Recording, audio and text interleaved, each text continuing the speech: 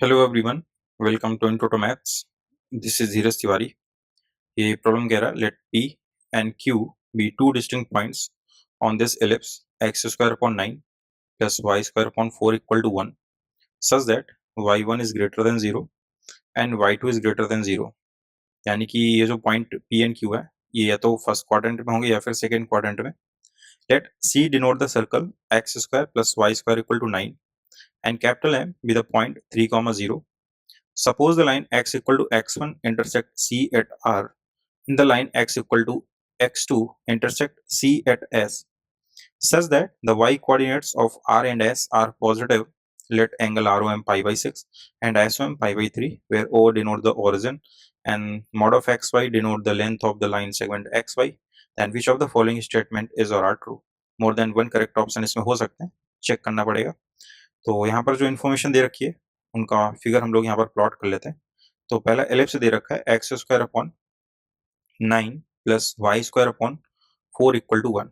Standard form है x square upon a square plus y square upon b square equal to 1। यहाँ से क्या है आपका a is greater than b, ठीक है, x square upon a square. तो ये कैसा आपका एलिप्स दे रखा है, दैट इज हॉरिजॉन्टल एलिप्स। तो इसको अगर हम लोग यहाँ पर प्लॉट करें, एक रफली फिगर प्लॉट कर लेते हैं, तो ये आपकी एलिप्स हो गई यहाँ से लाइक दिस। ये कोऑर्डिनेट्स क्या हो जाएंगे यहाँ पर, दैट इज -3,0 और ये वाला पॉइंट हो जाएगा दैट इज 3,0। इसको उसने बोला ये m है, क्या है, m है, राइट। अब इस पर उसने दो पॉइंट लिए हैं इस एलिप्स पर, that is p and q। अब या तो वो इस क्वाड्रेंट में भी हो सकते हैं, इसमें भी हो सकते हैं, क्योंकि दोनों जगह आपका y1 y2 पॉजिटिव रहने वाला है। मैं अभी फर्स्ट क्वाड्रेंट में यूज कर रहा हूँ। जैसे ये एंगल आएगा, एंगल डिसाइड कर देगा अभी कि किस साइड लाई करेंगे, तो हम लोग चेंज कर सकते हैं, ठीक है। तो पहला है यहाँ पर p x1, y1, तो इसको मैं लिख लेता हूँ यहाँ पर, let's say this is p x1, y1 and q is x2, y2, ठीक है। नाउ आगे कह रहा है कि let C denote the circle x square plus y square equal to 9। एक सर्कल है, इक्वेशन दे रखी है x square plus y square equal to 9। तो यहाँ से रेडियस पता चल जाएगी, दैट इज 3। रेडियस कितनी हो गई, 3 हो गई। तो इसको भी हम लोग प्लॉट कर सकते हैं, सर्कल को। तो ये कोऑर्डिनेट्स यहाँ पर आप मान लो। अच्छा ये कितना होगा, दैट इज 0,2। तो 0,3 यहीं कहीं होगा, 0,3। और इसके नीचे यहाँ ये 0,-2 होगा, तो ये हो जाएगा आपका 0,-3, ठीक है। तो सर्कल कुछ रफली हम लोग प्लॉट कर लेते हैं कि कुछ इस तरह से यहाँ से आपका पास हो रहा होगा, ठीक है। ये आपका सर्कल सी हो गया, right, circle C. And capital M with point 3,0 already denote कर लिया। Suppose the line x equal to x1 वाली लाइन, तो वो ये रही x1 जो पॉइंट, इसके परपेंडिकुलर अगर प्लॉट करते हैं लाइक दिस, तो this is x equal to x1। ये क्या करती है, सर्कल सी को पॉइंट r पर इंटरसेक्ट करती है। तो इस पॉइंट को आप r नाम दे दो, इस पॉइंट को आपने r नाम दे दिया, ठीक है। Similarly x equal to x2 intersect c at s, x equal to x2 ये रही, इसको भी प्लॉट कर लेते हैं, x equal to x2, so like this perpendicular, so this point will be s, इसको नाम दे देते हैं s, ठीक है। ये आपका s हो गया। Now such that the y coordinates of r and s are positive, already है क्योंकि फर्स्ट क्वाड्रेंट में ले रखा है। Angle ROM equal to pi by 6, ROM origin आपका ये रहा, दैट इज 0,0। तो एंगल ROM ये दे रखा है, m ये रहा आपका, ठीक है। सो एंगल ROM ये कितना है आपका, that is pi by 6, alright. साथ ही साथ दे रखा है angle SOM, angle SOM equal to pi by 3, SOM ये रहा, ठीक है, SOM ये रहा। अब आप यहाँ से देखो, अगर मैं ये पॉइंट यहाँ पर ले लेता तो क्या फिर ये एंगल SOM और ROM पाई बाई 6 और पाई बाई 3 बन पाते? नहीं, क्योंकि वो मोर देन 90 हो जाता। तो ठीक लिए थे जो पॉइंट लिए थे, ठीक है। बट इनिशियली अगर हम गलत ले भी लेते हैं तो उसको हम दोबारा से एंगल की हेल्प से हमें ये पता चल जाएगा कि किस तरफ लाई करेंगे, तो हम उनको शिफ्ट कर सकते हैं, ठीक है। तो हमारी लोकेशन इन पॉइंट्स की सही फर्स्ट क्वाड्रेंट में लाई कर रहे हैं। Now where O denote the origin 0,0, ठीक है, mod of xy denote the length. अब इसकी सॉल्यूशन की ओर चलते हैं हम लोग, ठीक है। तो यहाँ पर जो सर्कल आपको दे रखा है, इसको अगर हम नोटिस करें कि किस तरह का सर्कल है, तो सर्कल की जो इक्वेशन है x square plus y square equal to 9, तो रेडियस इसका कितना है, 3 है। इसका जो डायमीटर होगा वो कितना हो जाएगा, 6 हो जाएगा। और इसकी जो मेजर एक्सेस की जो लेंथ है वो भी कितनी है 6 है, यानी कि इसका जो मेजर एक्सेस है और जो डायमीटर वो कैसा है, कोइंसाइड कर रहा है। और इसका जो सेंटर है सर्कल का भी और इलिप्स का ये भी कैसा कोइंसाइड कर रहा है, that is known as the auxiliary circle.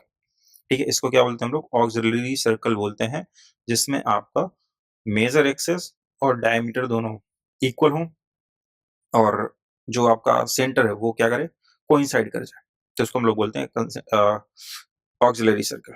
अब इसकी हेल्प कैसे लेंगे यहाँ पर, तो इसको मैं फिगर के थ्रू समझ लेता हूँ। यहाँ पर मान लो कि आपका सर्कल है लाइक दिस और एक आपने यहाँ पर एलिप्स बना रखा है लाइक दिस। ठीक है, ये आपकी एक्सेस हो गई। यहाँ पर आप एक कोई पॉइंट लेते हो, let's say this is P and this is Q, और ये कुछ एंगल बना रहा है यहाँ से लाइक दिस थीटा। यहाँ से आप परपेंडिकुलर प्लॉट करते हो, पी से होते जाते हो, तो इस पी और क्यू के जो कोऑर्डिनेट्स बनते हैं, ठीक है, ये जो थीटा है दोनों के लिए सेम काम करता है, इसको बोलते हैं एसेंट्रिक एंगल।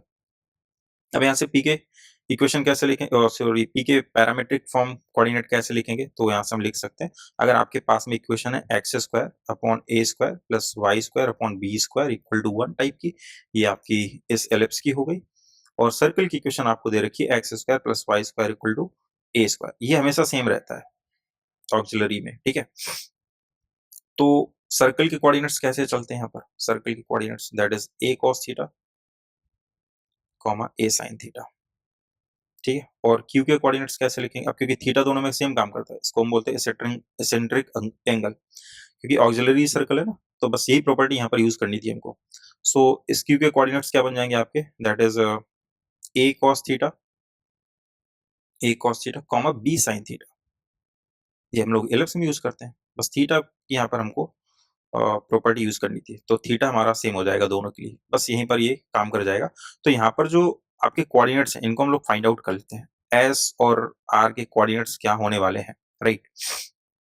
एंगल पता है अपने को, थीटा कितना है यहाँ पर π/6 आर के लिए, तो आर के पॉइंट अगर हम लिखना चाहते हैं, आर कहाँ पर है, सर्कल का पॉइंट है, तो सर्कल में अगर आप देखोगे तो ए कितना है यहाँ पर, ए यहाँ पर आपका 3 है, मैं यहाँ पर 3 लिख लेता हूँ। ठीक है, सो यहाँ से क्या बन जाएगा, इसके कोऑर्डिनेट्स बन जाएंगे a cos theta, so that is 3 cos theta. अब आर के साथ कौन सा एंगल बन रहा है, दैट इज π/6, तो 3 cos π/6 एंड कॉमा y के कोऑर्डिनेट्स क्या बन जाएंगे आपके, a sin थीटा यानी कि a sin π/6, तो a तो यहाँ पर आपका 3 है एंड sin π/6 तो कोऑर्डिनेट्स क्या हो जाएंगे यहाँ से 3 and cos π/6 which is √3/2 and comma यहाँ से आपका 3 एंड sin π/6 विच इज 1/2। ठीक, सिमिलरली s के कोऑर्डिनेट्स भी लिख सकते हैं अपन, s के साथ एंगल कितना बन रहा है, दैट इज π/3, सो यहाँ से हो जाएगा आपका 3 cos π/3 which is 1/2 and a sin theta, so 3 sin 60 हो जाएगा √3/2, तो √3/2, ये कोऑर्डिनेट्स यहाँ से आ गए आपके। ठीक है, इसके बाद हम यहाँ से q और p के भी कोऑर्डिनेट्स फाइंड आउट कर लेते हैं, क्योंकि अगर आप ऑप्शन में जाएंगे तो इसने इक्वेशन ऑफ पी क्यू यहाँ पर डिस्कस किया है, तो इनके कोऑर्डिनेट्स अगर पता चल जाएंगे पी और क्यू के, तो अपन इजीली इक्वेशन फाइंड आउट कर पाएंगे। तो क्यू के कोऑर्डिनेट्स क्या होंगे यहाँ पर, क्यू के कोऑर्डिनेट्स, अब क्यू में अगर आप देखोगे तो x2 वो तो दोनों का सेम रहने वाला है, x कोऑर्डिनेट, क्योंकि उसी के परपेंडिकुलर लाइन हम लोगों ने प्लॉट कर रखी है, तो ये किसका परपेंडिकुलर था, ये s के साथ चल रहा था, तो इसका जो कोऑर्डिनेट होगा वो सेम होगा 3/2। ठीक है, फिर इसके बाद ये तो आप ऐसे भी निकाल सकते हो क्योंकि एलिप्स है, तो ये क्या करेगा, a cos थीटा बनाएगा, तो a पता है अपने को 3 है, cos थीटा पता है कितना एंगल बना रहा था इसके साथ में, इस s के साथ में, दैट इज π/3, तो इसका यूज कर सकते हैं, सेम आएगा।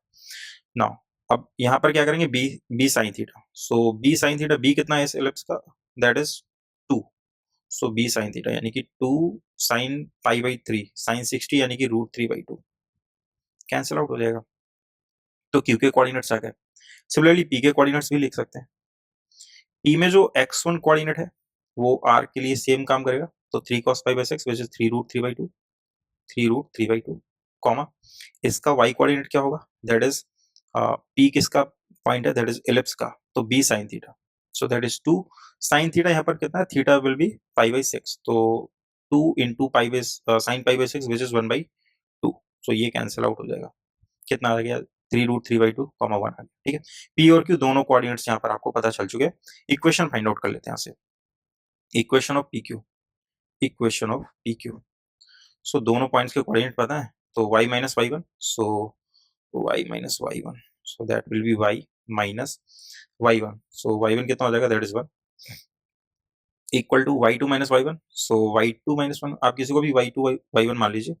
सो ये कितना हो जाएगा, that is √3 minus 1 and divided by x2 minus x1, so x2 minus x1, so 3/2 आप कॉमन बाहर कर लो and that is 1 minus √3, clear है। And x minus x1, so x minus 3√3/2, चलेगा। यहाँ से इसको कैंसिल आउट कर दो, ये नेगेटिव साइन ले लेगा, तो कितना हो जाएगा यहाँ से, that is y minus 1 equal to -2/3 and LCM लेते हो जाएगा 2x minus 3√3 and whole divided by 2, 2 से 2 कैंसिल आउट हो गया, इसको आप मल्टीप्लाई करा दो तो 3y माइनस 3 इक्वल टू ये हो जाएगा -2x प्लस का 3√3, चलेगा। सो 2x plus 3y equal to ये कितना हो जाएगा, 3 प्लस 3√3, 3 कॉमन कर लेंगे, सो 1 प्लस √3। तो ये इक्वेशन आ गई आपके पास। मैच कर लेते हैं यहाँ से, कौन सा ऑप्शन मैच कर रहा है, 2x plus 3y, 2x plus 3y इसमें आ रहा है और ये भी एग्जैक्टली मैच कर रहा है, ऑप्शन ए आपका करेक्ट है, ठीक है। तो ऑप्शन बी आपका गलत हो गया। अब यहाँ पर सी क्या कह रहा है, n2 x2 इक्वल टू 0, ठीक है, x2 equal to 0, x2 equal to 0 कहाँ पर होगा, वो यहाँ पर होगा आपका, x2 इक्वल टू 0 वो यहाँ पर होगा, मैं थोड़ा रेड यहाँ पर यूज कर लेता हूँ, दैट इज n2, ठीक है। और n1 यहाँ पर कहाँ पर होगा आपका, n1 is x1 equal to 0, तो x1 तो यहाँ पर था, वो यहाँ पर 0 हो जाएगा, x1 0 करना है आपको, x2 0 आई थिंक, x2 0, ये यहाँ पर कॉमा है, राइट, x2 0 और ये n1 x1 0, राइट। तो वो यहाँ पर आपको मिलने वाले, n2 यहाँ पर मिलेगा और n1 आपको यहाँ पर मिल जाएगा, ठीक है, राइट, ये क्लियर है। अब यहाँ से क्या करना है अपने को, ये चेक करना है, then 3 times n2q equal to 2 times n2s, तो चेक कर लेते हैं।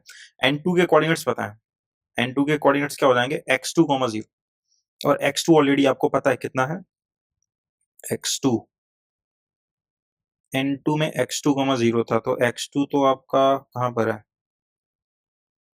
x2 ठीक है, इसी का कोऑर्डिनेट्स था, इसके कोऑर्डिनेट्स अपने को पता है s है ना। x2 के लिए हम लोगों ने क्या यूज किया था, s यूज किया था, जो कि q पर आ रहा था और q के कोऑर्डिनेट्स क्या है, x2 y2 है, तो ये काम कर जाएगा आपको, दैट इज x2।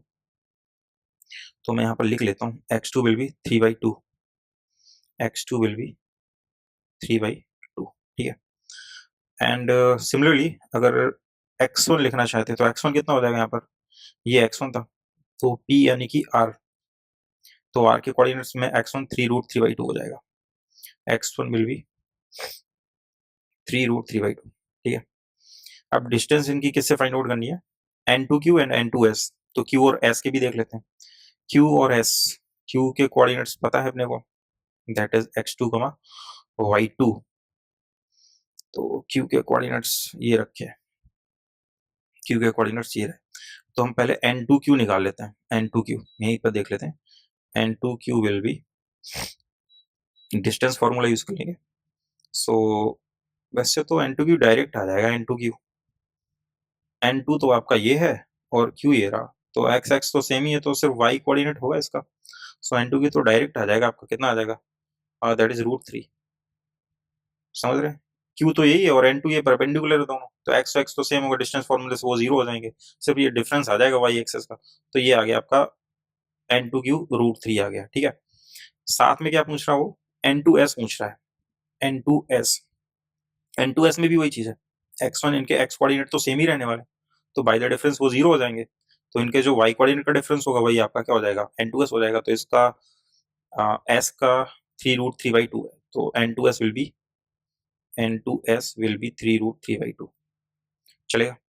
अब यहाँ पर क्या कह रहा है, 3 टाइम कह रहा है n2q का और 2 टाइम n2s का, 3 टाइम इसका कह रहा है तो 3 से मल्टीप्लाई करा तो 2 टाइम इसका कह रहा है, दोनों इक्वल आ रहे हैं, बिल्कुल सही है, तो यहाँ से आपका क्या हो जाएगा, ऑप्शन सी भी आपका यहाँ पर करेक्ट हो जाएगा, ठीक है। डी भी आप चेक कर लो, ऐसे n1 x1 इक्वल टू 0 है, देन N1P, सो N1P डायरेक्ट निकाल लो, N1P वही सेम चीज, x कोऑर्डिनेट इनके सेम है, तो P यानी कि y1, तो यहाँ पर क्या था आपका, P के कोऑर्डिनेट्स निकाले तो थे कहीं, ये रहे, इसका y1 यानी कि 1 है ये, तो N2 N1P, N1P will be that is 1, ठीक है। साथ ही साथ N1R, सो N1R ये रहा आपका, R के कोऑर्डिनेट्स में y है 3/2, सो N1R विल बी 3/2। सो कह रहा है 9 टाइम N1P करना है, तो 9 टाइम इसका करते हो और 4 टाइम इसका करते हो, तो ये तो सेम नहीं आ रहा आपका, 4 3 12 6 आ रहा है और वो 9 आ रहा है, तो ये इक्वल नहीं है, ऑप्शन डी आपका गलत हो गया। तो दो ऑप्शन यहाँ पर आपके करेक्ट है, A and C. So I hope कि ये सॉल्यूशन आपको समझ में आया होगा। मिलते हैं नेक्स्ट लेक्चर में नेक्स्ट क्वेश्चन के साथ में, तब तक के लिए स्वस्थ रहिए, मस्त रहिए।